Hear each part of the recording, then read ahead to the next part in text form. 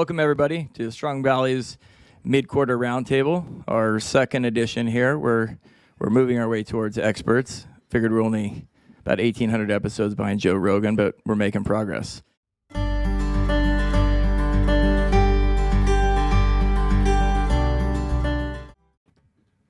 So welcome everybody to the Strong Valley's mid-quarter roundtable, our second edition here. We're moving our way towards experts. Figured we're only about 1,800 episodes behind Joe Rogan, but we're making progress.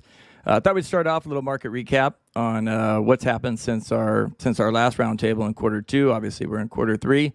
And Kyle, you want to talk a little bit about what's happened with stocks and bonds since then? Yeah, a lot of the things we've been talking about in reviews with clients here, and I'll pull up a slide real quick. It's been a hard year. A lot of people have been focused on the equity markets and kind of not realized on the fixed income side of things that it's actually been the worst year ever to the start of a year for the first 6 months for fixed income. And this is based off of the Barclays Ag here.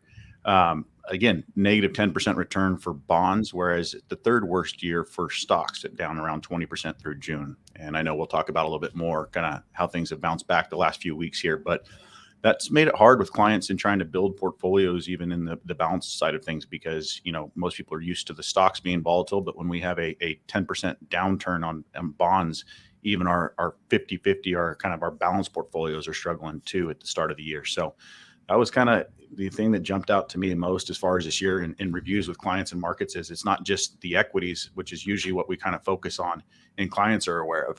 It's even more of our conservative investors that we're having a little rough time the first 6 months of the year.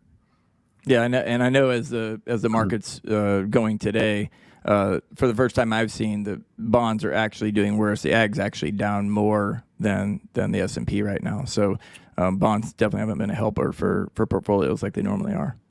Correct, and those numbers are there through June, and since then, like you said, it's recovered quite a bit. I think now the bonds are down roughly around 9.5% still, so they've come back a little bit, but not nearly as well as the stocks have here. Whereas you get certain indexes down only 9% themselves for the equity side. So, and then because we invest globally too, international is still down about 15. So really, it hasn't been a lot of good spots to invest this year. Well, we just got some data in from the end of July, and July was actually the fourth best July ever, behind 1932, 39, and 37. So plus 9.2% for the S&P in July. And it seems to be that how July goes, the rest of the year goes, historically. So, again, historically speaking, we may be in for a really good second half of the year from the stock side. Bonds, maybe, and you're going to talk a little bit about rates, but bonds are probably still in a tough spot for a little bit to come.